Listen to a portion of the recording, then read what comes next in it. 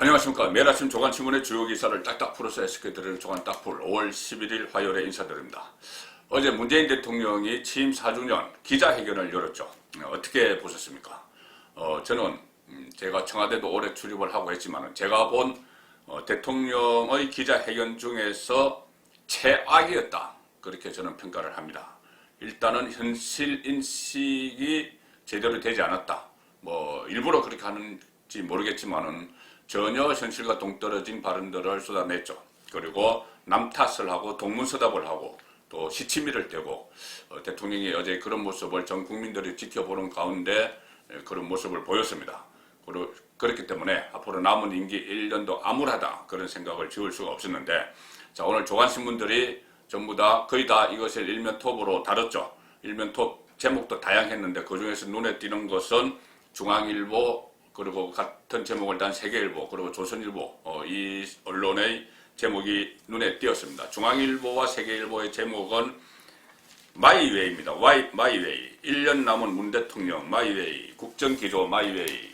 자, 국민의 뜻과 상관없이 야당 또 언론이 아무리 이야기를 해도 그 귀담아 듣지 않고 내 식대로 그냥 국정 운영하고 1년 더 할 거다. 그냥 마이웨이 할 거야. 내 길을 간다. 뭐라고 하지 마.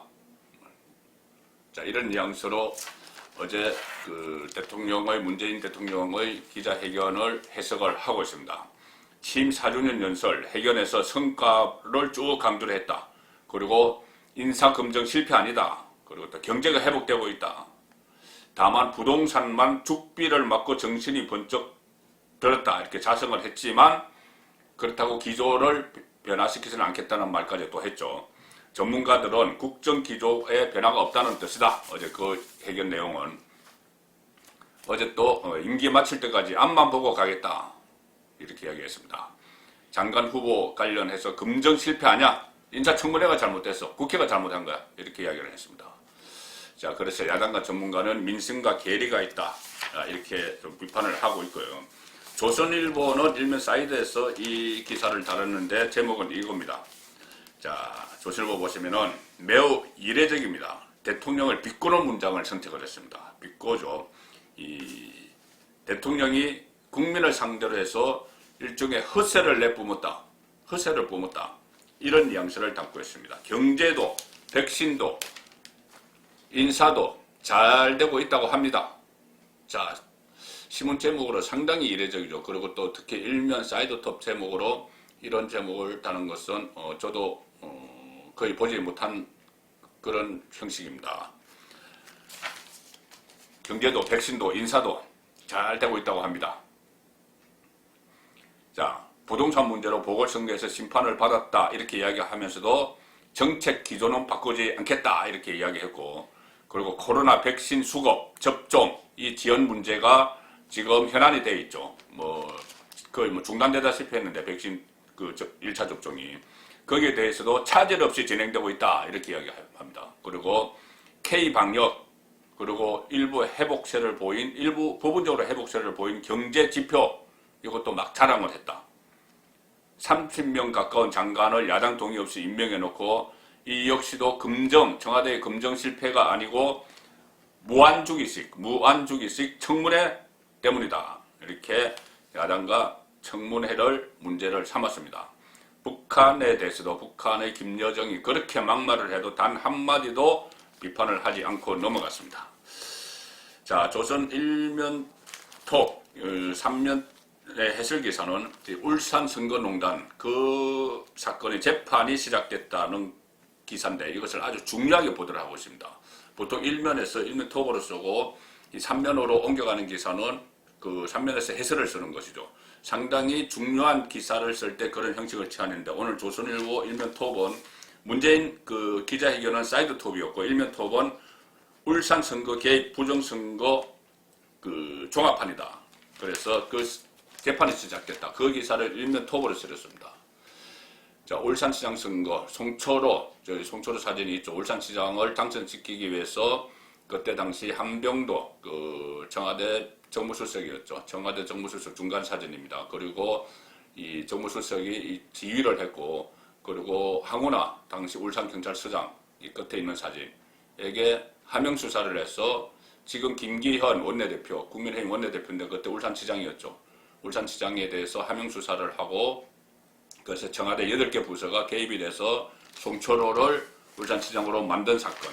그 사건이 15명이 지금 기소가 된 상황입니다. 15명이 기소가 됐는데 무려 1년 4개월 만에 지금 첫 재판이 어제 열렸습니다.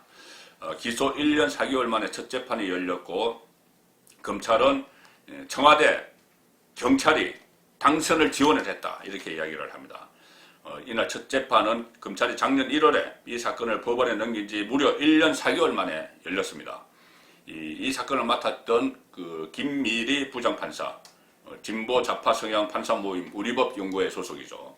김미리 부장판사가 재판 준비 절차만 6차례 진행을 하고 본 재판은 한 번도 열지 않은 채 있다가 지난달에 병가를 떠났기 때문에 다른 재판부가 이것을 맡아서 겨우 재판을 시작을 한 겁니다. 그런데 이 사건 재판 결과가 1심 결과가 내년쯤 나올 거다. 그런데 내년 초에 나올 가능성이 높죠. 그런데 내년 3월에 대통령 선거가 있습니다. 그렇기 때문에 이 재판의 부정선거 공방이 시기적으로 대선 정국과 맞물리게 되면서 큰 정치적 파장을 낳을 수 있다. 그리고 검찰은 이날 이 사건과 관련해서 문재인 대통령을 어제는 거의 언급하지 않았지만 공소장에 보면은 대통령이란 명칭이 35번 언급을 했습니다. 몸통이 대통령이라는 이야기죠. 몸통이 문재인 대통령이라는 그 이야기입니다. 그렇기 때문에 조선일보가 여기에 주목을 하면서 이 사건 재판이 큰 영향을 미칠 것으로 보고 1면 3면에 다 쓰고 있는 겁니다. 몸통이 문재인이다 이렇게 보기 때문이죠. 울산선거농단 몸통은 문재인 대통령이다. 자, 그래서 이 사건은 작년 4.15 총선 전에 윤석열 검찰총장이 적극적으로 이 사건을 수사할 때 그때 이 변호사단체나 교수단체에서 성명을 내서 이것은 대통령 탄핵감이다 이렇게까지 이야기했던 사건인데 총선에서 민주당이 압승하면서 어떻게 또 그 수사팀이 막 자천되고 윤석열에 대한 견제가 본격화되고 이러면서 수사가 더 이상 진행되지 않고 기소해서 끝났죠. 그리고 얼마 전에 나머지 또 추가로 2명 기소해서 15명 기소를 해서 재판에 넘겼습니다. 그 윗선인 임종석 비서실장이나 문재인 대통령에게는 아직 가지가 않았죠. 그런데 재판을 하다 보면은 정인들이 또 나올 것이고 어떤 증거물도 검찰에서 제시를 할 것이고 그렇게 되면은 몸통으로 이 논란이 확대가 될 수 있고 그 시점이 내년 대통령 선거이기 때문에 이 사건이 상당히 중요하다. 이 재판이 상당히 중요하다. 조선일보는 그렇게 보는 것입니다. 그래서 문재인 대통령 임기 말에 일종의 시한폭탄으로 남아있던 울산선거농단 사건이 서서히 터지는 그런 느낌이 있습니다. 조선일보 3면을 보시면은 검찰에서는 이렇게 어제 이야기를 했습니다. 청와대와 경찰이 공약을 만들어주고 경쟁자도 제거했다. 송철호의 경쟁자를 제거했다. 자, 송철호의 경쟁자들을 어떤 자리 약속 같은 것을 하면서 주저앉게 만들었다. 그런 이야기가 있었죠. 민주당 안에 경쟁자들. 그리고 울산 산재병원 관련해서 공약도 청와대에서 다 만들어줬다. 자, 청와대가 시장 한 사람 당선시키기 참 쉬운 거죠. 그런데 문제는 이런 선거농단 공작들이 대통령 선거에서도 일어날 수가 있기 때문에 이 사건에 지금 주목을 조선일보는 하고 있는 겁니다. 물론 다른 언론들도 이와 관련한 기사들은 많이 있지만 이렇게 크게는 다루지 않았죠. 야당에서는 제2의 3.15 부정선거다 이렇게 지칭을 하는 사건입니다. 송철호 당선 도우려고 청와대 8개 부서 동원 혐의 그리고 공소장에는 대통령 이렇게 35번이 언급이 됩니다. 어제 피고인석에 백원우, 이진석 이렇게 해서 청와대 전 현직 인사 15명이 출석을 했습니다. 그리고 검찰이 PPT로 혐의를 조목조목 발표를 했다고 합니다. 자, 시한폭탄이 좀 터지고 있는 그런 느낌이죠. 지금 문재인 정권에서는 울산 선거농단 이 수사를 막기 위해서 추미애 법무부 장관을 내세워서 윤석열 사단을 거의 막 해체를 하고 그런 일이 있었었죠. 그리고 검찰 차원에서, 검찰 안에서는 권력 수사를 계속 막은 인물이 이성윤 서울중앙지검장입니다. 검찰총장 경쟁에서 떨어졌죠. 그리고 피고인으로 재판을 받아야 될 처지에 몰렸습니다. 이 김학의 전 법무부 차관 불법 출국 금지 사건을 수사하던 수원지검 안양지청에 이성윤이 대검 반부패 강력부장일 때 압력을 행사해서 수사를 못하게 했다. 그 혐의로 수원지검에서 지금 수사를 받고 있습니다. 수사 대상인데 이성윤이 수원지검에서 기소를 하려고 하니 아니야 나 기소되면 안 돼 이렇게 해서 수사심의위원회 소집을 요청을 했고 어제 수사심의위원회가 열렸는데 수사심의위원회에서 기소하라 이렇게 권고를 했습니다. 이 권고사항이지만 수원지검에서 기소를 하려고 했기 때문에 대검 조남관의 승인을 받아서 곧 기소가 될 텐데 그렇게 되면은 서울중앙지검장 실질적인 검찰의 넘버 2인 서울중앙지검장이 피고인이 되는 겁니다. 재판을 받는 그런 황당한 일이 벌어지게 되는 것이죠. 자, 그래서 한국일보 보시면은 총장 영순이 달리던 검찰의 항태작 첫 현직 지검장 피고인 코너에 몰렸다. 그동안 승승장구했죠. 문재인 정권 들어서 문재인 대통령과 경희대 법대 후배 그리고 문재인 대통령과 노무현 정부 시절에 청와대에서 같이 근무한 인연 이런 걸로 승승장구했지만 이제는 너무 충성을 과하게 하다가 보니 피고인이 될 처지에 몰렸습니다. 이성윤 수사심의위원회에서 항변했지만 김학의 출검 수사 위압 기소 임박했다. 출검 수사 위압을 받았다는 후배 검사가 어제 이 심의위원회에 나가서 후배 검사에게 치 바쳤습니다. 이성윤이. 그 문정부에서 핵심 보직 승승장구 추미애 장관 때 서울중앙지검장에 올랐고 친정부 성향으로 윤석열과 계속 대립각을 세웠죠. 그리고 검찰의 신망을 잃고 내부에서 사퇴 건의까지 나왔다. 그런데 이성윤은 성격상 자진 하차할 가능성은 낮다. 자진 내 스스로 내 피고인 됐으니 내가 어떻게 서울중앙지검장에 앉아있어 민망해서 못하겠다 이러면서 내려올 사람이 아니라는 이야기죠. 본인이 어떤 핑계라도 대서 이것은 또 나에 대한 탄압이다. 그래서 검찰개혁이 필요하다. 검찰 이 최고급 간부진에 있는 사람으로서 그런 생각을 하면서 내려오지 않을 거라는 것이죠. 자, 그런데 그렇다고 이성윤이 내려오지 않는다고 그냥 정권에서 가만 놔둘까? 부담될 텐데. 그래서 조선일보는 정권 방탄 검사가 이렇게 됐는데 그러니까 정권은 그거를 지켜줄까? 정권은 이성윤을 방탄 정권이 될까? 이성윤은 정권 방탄 검사인데 정권이 이성윤 방탄 정권이 될까? 그 부분에 의문부호를 찍고 있습니다.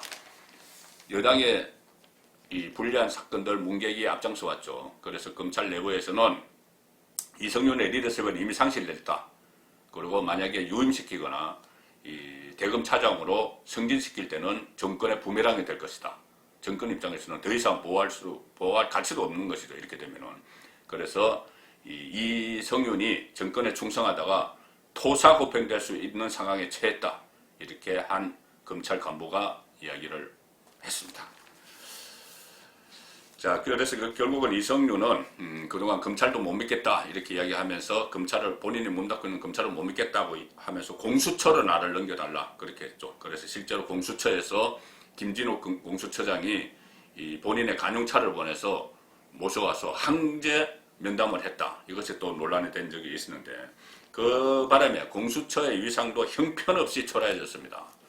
공수처장이 서울중앙지검장을 황제 모시듯 했기 때문에 공수처 자체가 이미 신망을 잃었습니다. 국민 신뢰를 잃었죠.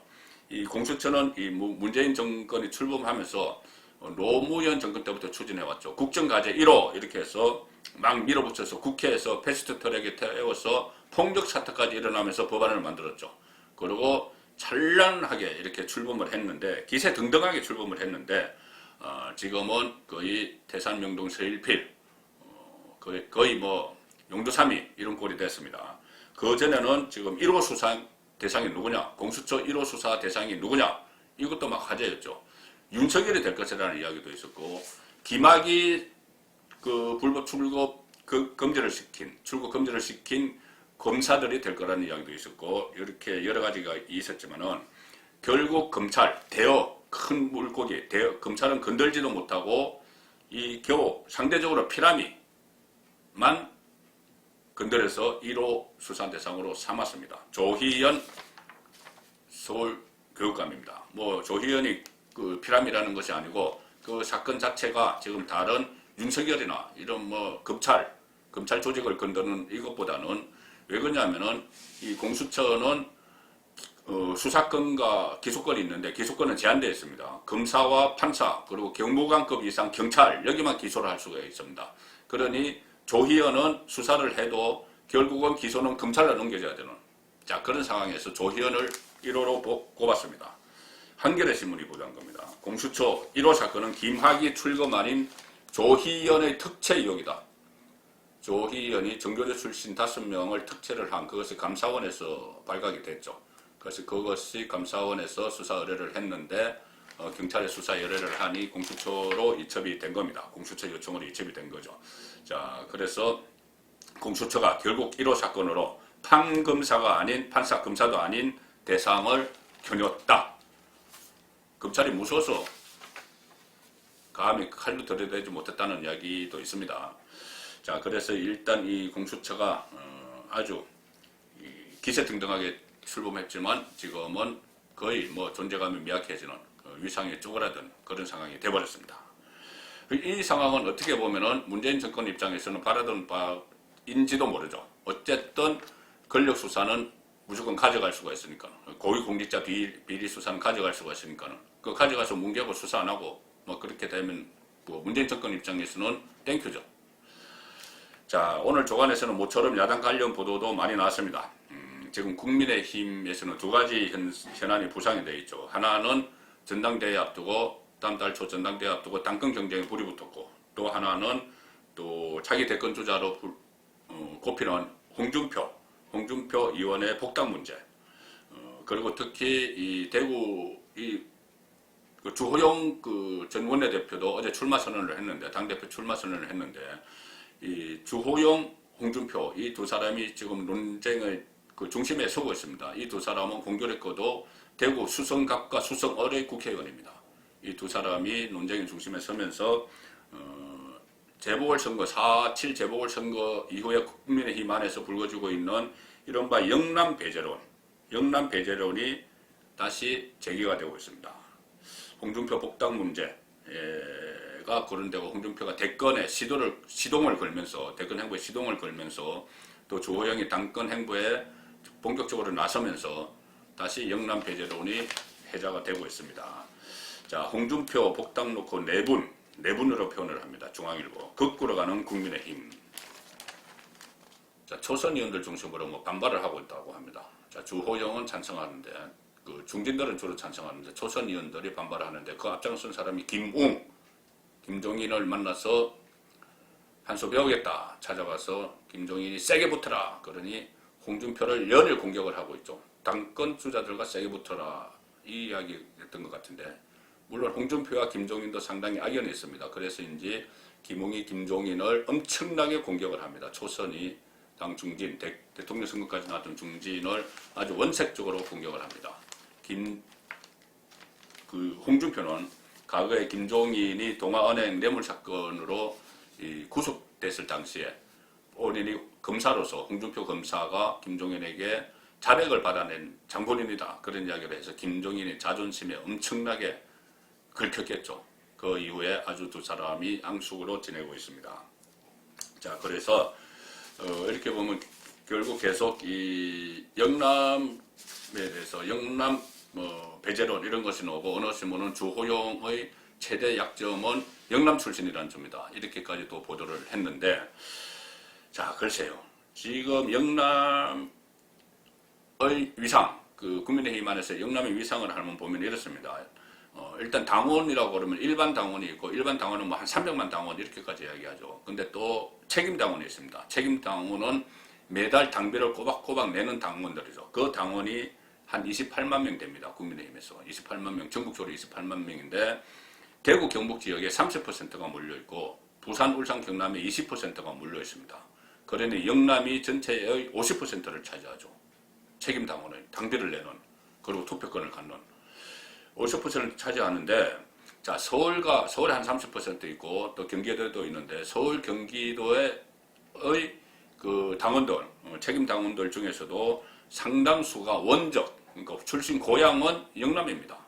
그렇기 때문에 원적을 기준으로 따지면은 3분의 2, 전체 당원의 3분의 2가 영남이다. 이런 그 분석이 있습니다. 그리고 현재 101명의 국회의원 중에서 비례대표 빼고 지역구에서 선출된 의원이 82명인데 그 중에서 54명이 영남 출신입니다.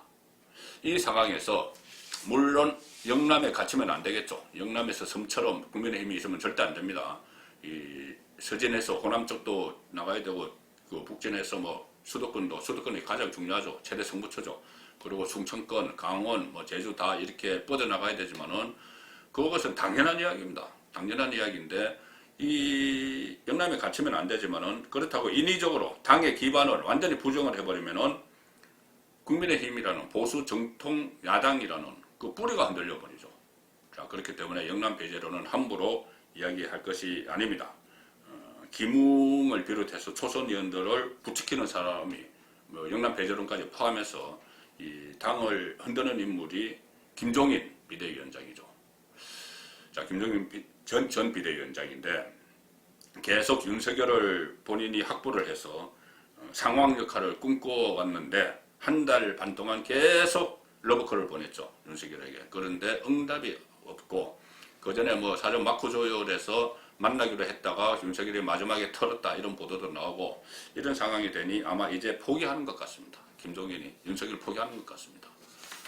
본인도 상당히 자존심이 상하겠죠. 초선들까지 막 동원하고 뭐 금태섭까지 어떻게 해서 윤석열을 데려와 보려고 했는데 윤석열이 꿈쩍도 하지 않으니까 이제 포기하는 단계 아닌가.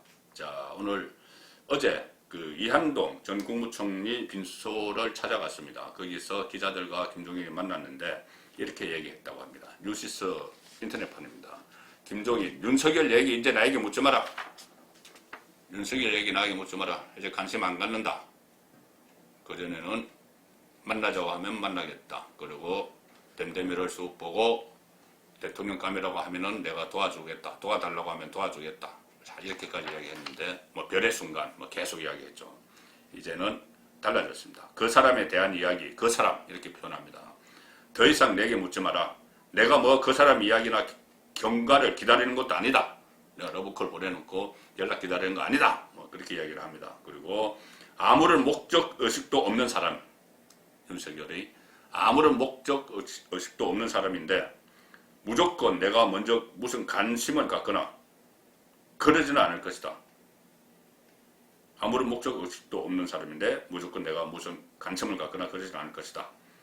그리고 최근에 제주도에서 그 윤석열 전 총장과 가까운 남기춘 변호사를 만났다. 그런 김종인을 만났다. 그런 소문이 있었는데 거기에 대해서도 그 사람도 알지도 못하는 사람이다. 자, 만났는지 만났을 가능성도 있습니다. 그런데 어쨌든 뭐 말이 안 맞았겠죠. 자, 그럴 때 이 김종인이 아무런 목적 의식도 없는 사람, 윤석열을 이렇게 깎아내린 것은 아마 포기한 것 아니냐. 그리고 그동안도 보면은 특유의 본인이 뭐 멘토 역할을 뭐 자청을 했던가 했던 사람을 계속 깎아내리는 그런 행태를 보여왔죠. 안철수 10년 전에 멘토였지만 계속 지금 깎아내리고 있고 주호영 본인을 비대위원장으로 모시고 간 인물인데 주호영에 대해서 또 계속 깎아내리고 지금 다시 윤석열을 깎아내리기 시작했습니다. 조간 딱 풀렸습니다.